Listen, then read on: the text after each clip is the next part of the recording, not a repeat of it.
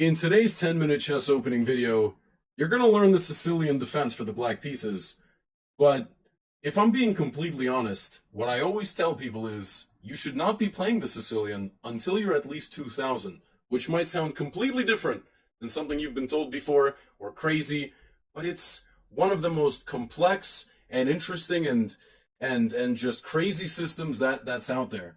So e4 c5. And from here, the Sicilian takes about 3 or 4 different turns. Knight f3 followed by the move pawn to d4 is the open Sicilian, inviting a trade in the center and then turning into one of the many mainline Sicilians that exists. After that, you have the closed Sicilian, which is essentially a setup where white does not play the move d4. White can do that by playing knight c3 followed by g3 and bishop g2, or the Grand Prix attack with f4 and eventual bishop g2 or f4 bishop c4, or even some other tricky sidelines with bishop c4, bishop b5, and not moving the pawns. And then there's the gambits, obviously. There's the Smith-Morra gambit with d4 takes and then c3, not to mention the wing gambit and the delayed wing gambit with a3 b4. And then there's basically the sidelines. For example, the Alpin Sicilian, which when white tries to play d4 and reinforce with a pawn, not to mention, also b3, which I like to play and I recommend, and so on and so forth. So how on earth does one deal with all this? Well, first you need to pick what you want to play against the open Sicilian. And in picking that, you may want to play something that has overlap with systems in the closed Sicilian and the other sidelines. So, for example, a Sicilian dragon, an accelerated dragon, is when you play knight c6, g6, and bishop g7. You delay the movement of this knight. So that might look something like knight f3, knight c6, but even here you need to deal with the Rossolimo, which is a mainline Sicilian at this point and has been played by, in the last World Championship match between Caruana and Magnus in a bunch of games. But let's say d4, takes, and then g6. And you try to play bishop g7, you castle kingside, you use the open file, and the main lines you have, crazy attacking positions.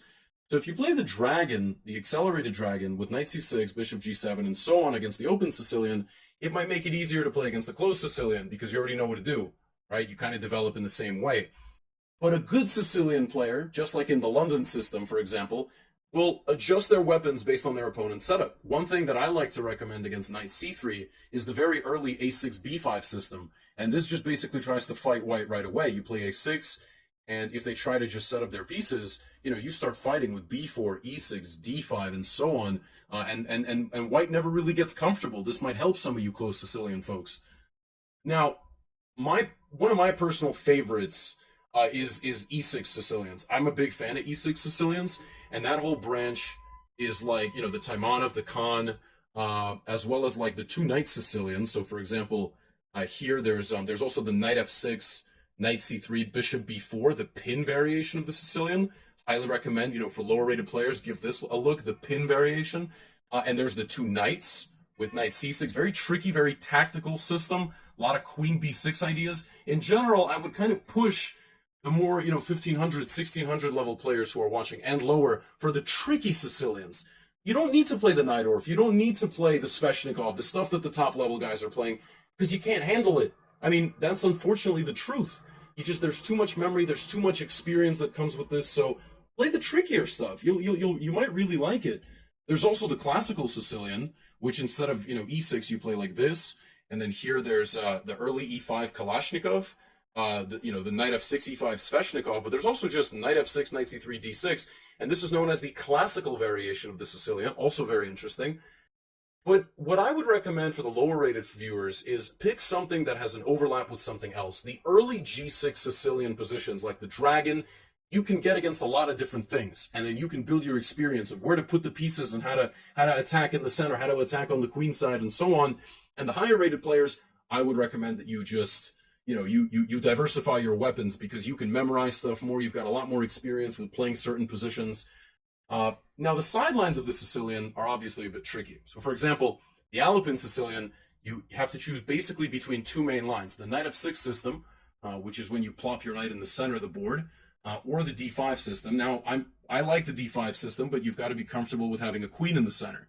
And the only way you're going to learn this is getting some sort of book, some sort of video resources on YouTube, or buying an openings book, and watching some top level players, looking at how a couple of really strong players excelled in these systems and with these positions from the black side.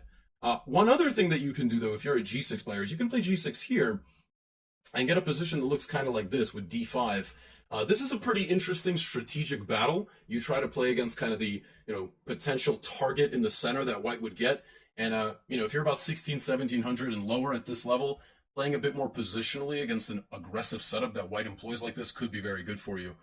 B3 Sicilian, which is actually what I recommend in my openings course, and just I should say in general, in this video, I'm not going to cover the Sicilian from the white side. This is only for folks that want to play it with the black pieces. If you want tips against the Sicilian, look at the 10-minute E4 guide. But B3, G6 is actually still theoretically fine, and this position is known to be totally okay for black if you know what you're doing, but you need to build your experience there. I think, honestly, that's like the best quick summary that I can give you. And if we just go in further detail on the Sicilian defense and how the middle games might progress, a lot of it depends on which way white is going to castle.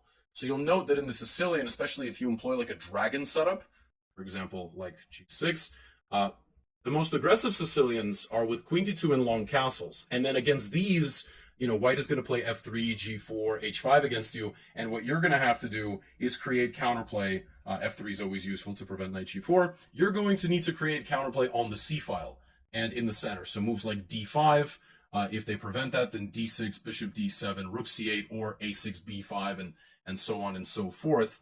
But that's generally how you would play these kind of fianchetto positions with the bishop. And if you decide to enter territory in the open Sicilian that is more theoretical and not setup based like the dragon setups, like I said, my recommendation is to lean toward e6 positions.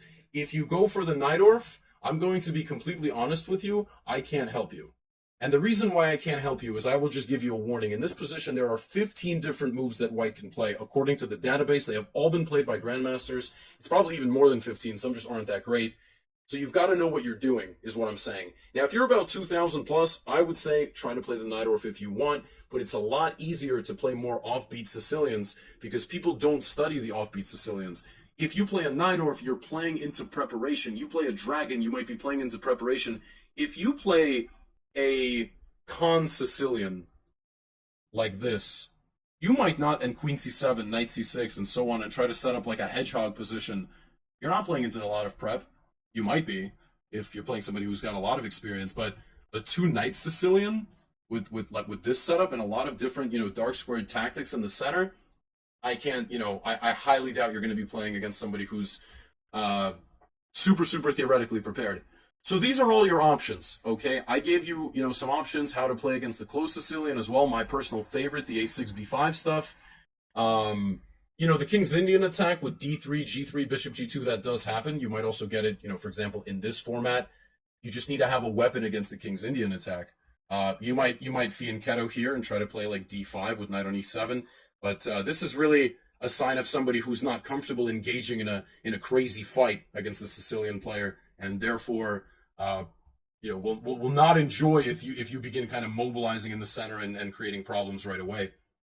I'm not gonna lie, I did not expect to get through a full Sicilian video in 10 minutes or less, but we're right about 9 minutes, and I'm pretty impressed because I feel as though I covered everything in as much detail as I could. I gave you as many options against the open, the closed, the sidelines as I could.